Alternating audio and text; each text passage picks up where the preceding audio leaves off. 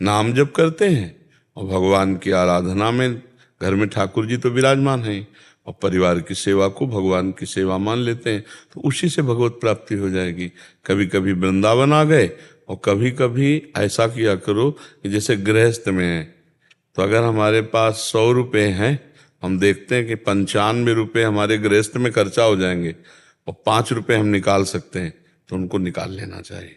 एक कुछ जगह रखनी चाहिए, 5 रुपये निकाल के रख दिया 100 में। और जब कभी हम धाम आए तो संत सेवा, गौ सेवा, भगवत सेवा ये कर दी, तो गृहस्थी के द्वारा शोधन धन्य प्रथम गति जाकी। वो धन धन्य है जो प्रथम गति। अपनी जब 20 रोटी बनी तो 2 रोटी निकाल ली, एक में कौआ पक्षियों को दे दिया, एक गाय को दे दिया। बाहर खड़े होके देखा कोई अतिथि कोई संत ने।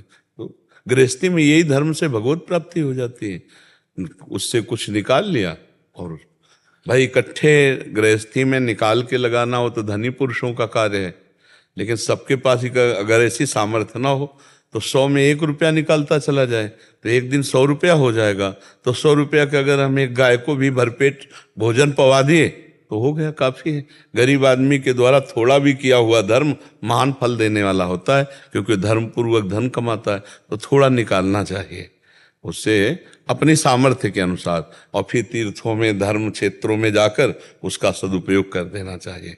जैसे भोजन पवा दिया, किसी को वस्त्र दे दिए, ऐसे पशु पक्षियों को पवा दिया, तो उससे गृहस्थ धर्म में कुछ जैसे पापाचरण भी हो जाते हैं, तो उनका भी नाश हो जाता है। तीर्थ याटन करना चाहिए, भगवत धामों की यात्रा करनी चाहिए। पहले ऐसा था कि चौथी अवस्था में सब त्याग कर वन चले जाते थे, अब वन रहे कहाँ गए। अब वो व्यवस्था थोड़ी रहेगी कि हम वनवास कर रहे हैं उस तरह का, कहीं नहीं रह गया। अरे कहीं नहीं रह गया। आप देखो जितने धर्म क्षेत्र हैं सब जगह बढ़िया वीआईपी व्यवस्था वाले, अब वो थोड़ी रह गए कि पर्णकुटी छा करके उसमें, ऐसे कहाँ रह सकते हो। तो हमें लगता है कि धर्म क्षेत्रों में कभी कभी चला जाए, 2-4 दिन रहे और अपने परिवार का पोषण करे, नाम जप करे, और 4 रोटी में से एक टुकड़ा भी निकाल कर किसी जीव को दे दे तो वही हो गया, बहुत है। गृहस्थी में ज़्यादा दान पुण्य की बात नहीं, अपने परिवार का पोषण करो, और जो 10 रुपया बचे तो वही गौ सेवा संत सेवा में लगा दे, हो गया। समझ पा रहे? हाँ, भागने की जरूरत नहीं, भगवान हर जगह है। गृहस्थी में पत्नी पुत्र में, माता पिता में, परिवार में भी तो भगवान है, और उनका पोषण करने की आपको जिम्मेवारी है। तो भगवान की सेवा छोड़कर भागो तो फिर वो बात नहीं है। उनका पोषण करो, यही जैसे तुम्हें माता पिता ने इतना सयाना किया, ऐसे तुम अपने पुत्रों को शयाना करके उनको व्यापार रोजगार आदि नौकरी आदि दो, और अपने माता पिता का अगर विराजमान है तो पूर्ण भगवत भाव से सेवा करो।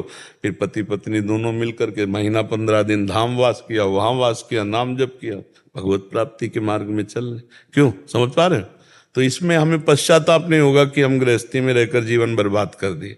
बर्बाद नहीं है, वो भी भगवान की सेवा है। अगर वो ना करे तो फिर बर्बाद है। पापाचरण करे तो बाबा जी बन के पापाचरण हो सकता है, धाम में आकर भी तो पापाचरण हो सकता है। इधर उधर निंदा करो, पापाचरण करो तो नरक जाओगे। धर्म से चले तो गृहस्थी में रहते हुए भी भगवत प्राप्ति है। ठीक है।